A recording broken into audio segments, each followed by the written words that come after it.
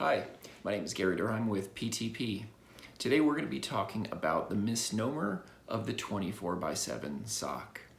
But let me start off with a little bit of an example just to frame up the discussion. So times change, ways of thinking changed.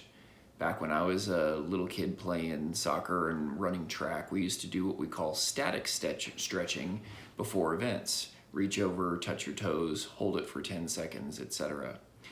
These days, the athletes that are training or that we train do what we call dynamic stretching before events. So instead of holding, they're doing dynamic exercises to warm up muscles. It's been proven to increase performance and also decrease injuries. Static stretching, however, is something that's done after events. So we learn over time. Based on the new information, we make new decisions and we go about things in a different way. My opinion is that we're learning similar things from a security management perspective. And particularly mid-sized companies have been trained to focus on the value of a 24/7 SOC, but will in fact get more value from investments in other security tools working with niche vendors instead of focusing on the 24/7 aspect. So I'd like to be able to explain this in a few different ways. Let's start by talking about the greatest threats that can be addressed with the right protections. Different numbers will tell us that upwards of 80% of breaches are the result of lost or stolen passwords. This is something that can be easily mitigated with low-cost multi-factor authentication. Even if you lose your password or your password is stolen, you can't get access to sensitive data without also having your handheld device. So investments in this area pay huge dividends.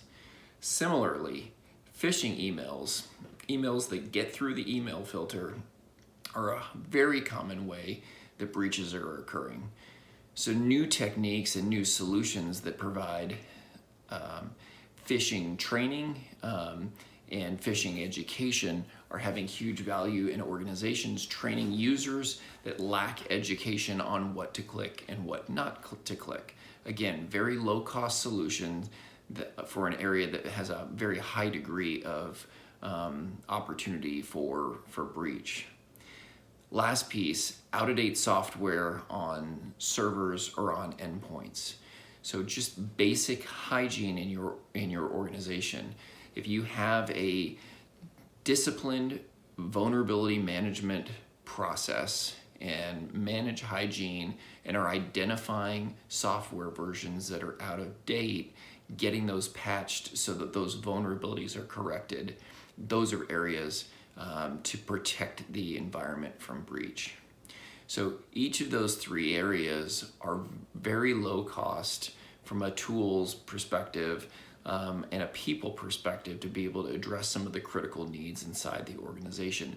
Those are things that really should be focused on by most mid-sized companies. Second, security monitoring and security management is critical. So the discussion is not about whether or not the management of security events is critical. It's more about whether the 24/7 SOC is critical. Because of the number of devices in the environment, because of the number of alerts that are being generated, the requirement to go from platform to platform or tool to tool to be able to manage those events and those incidents is just not scalable. So having a viable solution that can aggregate and correlate those events is critical and is a very good use of dollars for mid-sized organizations. Last main point. Most real threats are going to ultimately require investigation and understanding. The majority of alerts that are going to come through some type of security monitoring solution are going to be what we call false positives. This is not to say that they aren't security events, but what they are saying is they're events that are generated by tools in your environment that did what they were supposed to do. Based on signatures, an intrusion prevention system blocked access from somebody trying to get to the environment. That will create an alert That alert will get generated and go to security monitoring tools that would be ultimately be reviewed by a security analyst. The majority of events that we'll see in an organization from monitoring the environment of any one of our customers are going to be the devices doing what they were supposed to be doing and making sure that we know that they conducted that activity. Second, there are many studies about the average time that malware stays in an environment before it's detected. Very commonly, we see from 150 to 200 days is the average time that malware stays inside the environment before it is ever getting to a point of detection and correction. What this means is our adversaries are not banging on the door.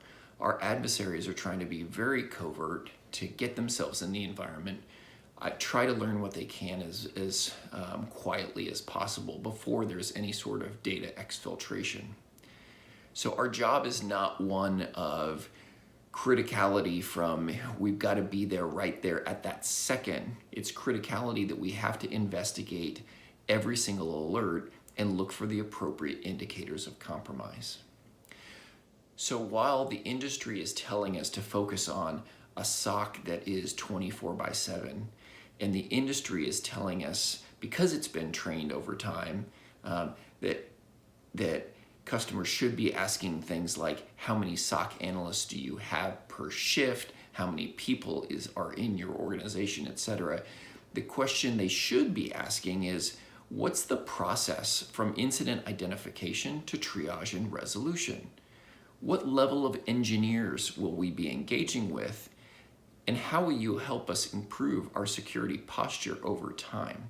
Those are the questions that matter. Because the reality is most of the incidents that are going to come through are going to be low-level incidents that are going to require trained engineers to look for indicators of compromise and ultimately have to engage with the end customer to understand more about that particular asset or that particular IP address in order to make decisions about what we need to correct to respond to the incident.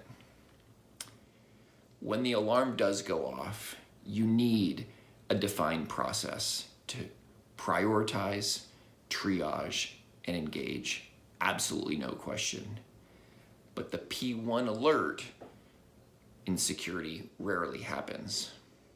It's the subtle activities and the discipline and the engagement that requires the quality tools, but the quality people that you're working with on a day-to-day basis to drive improvement.